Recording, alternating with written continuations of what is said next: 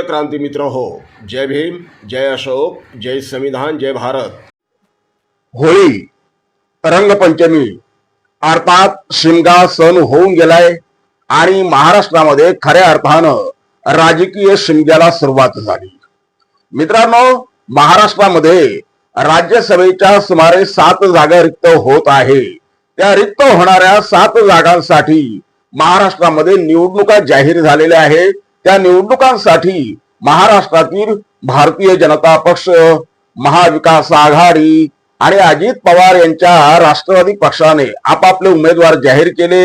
एकनाथ शिंदे यांच्या पक्षाने सुद्धा आपला उमेदवार जाहीर केला। या सगळ्या रणधुमाळीमध्ये एका गोष्टीने मात्र संपूर्ण महाराष्ट्राचे लक्ष वेधून घेतले। ती गोष्ट म्हणजे महाराष्ट्राचे सामाजिक न्याय मंत्री आणि शिवसेनेचे नेते, एकनाथ शिंदे यांच्या शिवसेनेचे नेते संजय शिरसाट यांनी आदरणीय प्रकाशजी तथा बाळासाहेब आंबेडकर यांची त्यांच्या निवासस्थानी घेतलेली भेट। या भेटीनं सगळ्या महाराष्ट्राचे लक्ष वेधले गेले। मित्रांनो, एकीकडे ही राजकीय धुळवड होत असताना, राजकीय शिमगा होत असताना, एकनाथ शिंदे यांचा नेता, शिवसेनेचा एक प्रमुख नेता, महाराष्ट्राच्या राजकारणातील एक प्रमुख नेता प्रकाशजी आंबेडकरांच्या भेटीला अचानक कसा काय जातो? या अचानक भेटीमध्ये काय दडलंय याची उत्सुकता अवघ्या महाराष्ट्राला आहे। आणि ही उत्सुकता खुद्द संजय शिरसाट यांनी जी सोशल मीडियावरती एक पोस्ट टाकली, त्या पोस्टमुळे अधिक शिगेला पोहोचलेली आहे। मित्रांनो, प्रकाशजी आंबेडकरांची भेट घेतल्याच्या नंतर संजय शिरसाट यांनी त्यांच्या सोशल मीडिया अकाउंटवर एक पोस्ट टाकली। त्या पोस्ट मध्ये त्यांनी प्रकाशजी आंबेडकरांबरोबर घेतलेल्या भेटीचे फोटो सुद्धा टाकलेले आहे। आणि ते फोटो टाकत असताना त्यांनी जे लिहिले ते अतिशय महत्वाचं आहे। त्याच्यावर त्यांनी लिहिलंय, आज माननीय बाळासाहेब आंबेडकर यांची, संजय शिरसाट यांनी त्यांच्या सोशल अकाउंट वरती जे टाकले ते त्यांच्या शब्दामध्ये आपण पाहूया। संजय शिरसाट म्हणतात, आज माननीय बाळासाहेब आंबेडकर यांची सदिच्छा भेट घेण्याचा सन्मान लाभला। सामाजिक न्याय, संविधानिक मूल्य आणि वंचित घटकांच्या हक्कांसाठी सातत्यानं लढणारे त्यांचे नेतृत्व सदैव प्रेरणादायी राहिले। या भेटी समाजाच्या वर्तमान परिस्थितीपासून त्या आगामी दिशा व जबाबदाऱ्यांपर्यंत विविध विषयांवर सखोल आणि सकारात्मक चर्चा झाली। त्यांच्या अभ्यासपूर्ण विचारांमधून कार्याला नवी ऊर्जा, नवी दिशा, स्पष्ट दिशा आणि अधिक दृढ निश्चय मिळाला। समाज हिताच्या कार्यात अधिक जोमानं पुढे जाण्याची प्रेरणा या सदिच्छा भेटीतून मिळाली।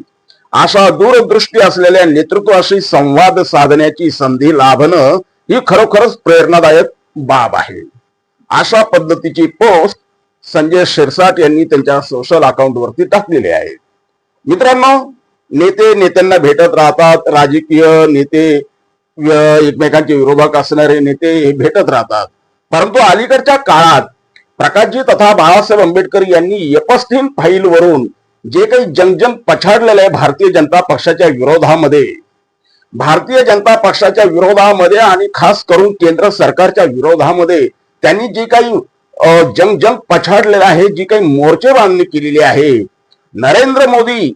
नरेंद्र मोदींच्या विरोधातला त्यांनी काढलेला तो मोर्चा हा संपूर्ण महाराष्ट्रामध्ये गाजला। त्या मोर्चाच्या पार्श्वभूमीवर मोदी हटाओ देश बचाओ या मोर्चाच्या पार्श्वभूमीवर संजय शिरसाट यांनी प्रकाश आंबेडकरांची घेतलेली भेट ही अधिक महत्वाची ठरत आहे।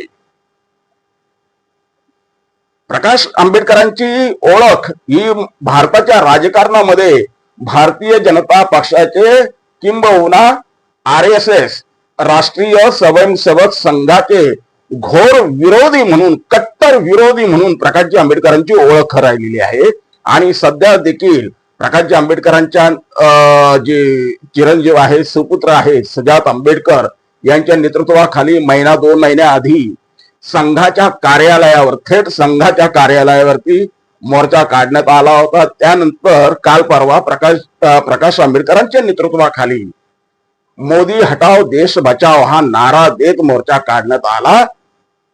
हे सगळं माहीत असताना एकनाथ शिंदे यांचे एक प्रतिनिधी संजय शिरसाट प्रकाशजी आंबेडकरांना भेटतात. दुसरीकडे एकनाथ शिंदे आंबेडकरी चळवळीतल्या ज्योती वाघमारेंना कोणत्याही प्रकारची राजकीय पार्श्वभूमी नसताना अतिशय गरीब कुटुंबातून आलेल्या मुलीला थेट राज्यसभेवरती जाण्याची संधी देतात. आणि दुसरीकडे संजय शिरसाट प्रकाशजी आंबेडकरांना भेटतात. यामध्ये कोणतं राजकारण दडले की काय? एकनाथ शिंदे या कृतीमधून काय संदेश देऊ पाहतात? नेमकं हा संदेश कुणासाठी आहे? संजय शिरसाट यांनी प्रकाशजी आंबेडकरांची फक्त भेट घेतली नाही, त्या भेटीच्या नंतर त्यांनी सोशल मीडियावरती प्रकाशजी आंबेडकरांच्या संदर्भात टाकलंय. दूरदृष्टीचे नेते प्रकाशजी आंबेडकरांच्या भेटीनं एक नवी ऊर्जा मिळाली, एक स्पष्ट दिशा मिळाली ते लढण्याची स्पष्ट दिशा मिळाली. कोणाविरुद्ध लढण्याची, काय लढण्याची, कोणती स्पष्ट दिशा मिळाली आणि एक नवी ऊर्जा मिळाली. हे त्यांनी टाकलेलं आहे. हे शब्द टाकायचे म्हणून टाकायचे नसतात, ते त्याच्या मागे फार मोठा अर्थ दडलेला राहतो. आणि नेमकं संजय शिरसाट यांनी त्या पोस्ट मधून काय दाखवण्याचा प्रयत्न केला आहे? किंबहुना संजय शिरसाट हे मनात आलं म्हणून बाळासाहेबांना भेटायला गेला अशातला भाग नाही. त्यांना एकनाथराव शिंदे यांनीच भेटायला पाठवलं असेल अशी चर्चा महाराष्ट्राच्या राजकारणामध्ये आहे. बघूया या भेटीच्या मागं नेमकं काय राजकारण दडलेलं आहे ते आपल्याला काही दिवसात कळेलच. आणि या भेटीमुळे नक्की पुढे महाराष्ट्राच्या राजकारणामध्ये काय घडणार आहे हेही आपल्याला बघायला मिळणार आहे. तोपर्यंत जय भीम. क्रांती मित्र हो, भीम पॅंथर या आपल्या हक्काच्या यूट्यूब चॅनलला कृपया सबस्क्राईब करून आम्हाला विषमतावादी शक्तींच्या विरोधात लढण्यासाठी बळ द्या, शक्ती द्या, ऊर्जा द्या. कमेंट करा, लाईक करा, शेअर करा.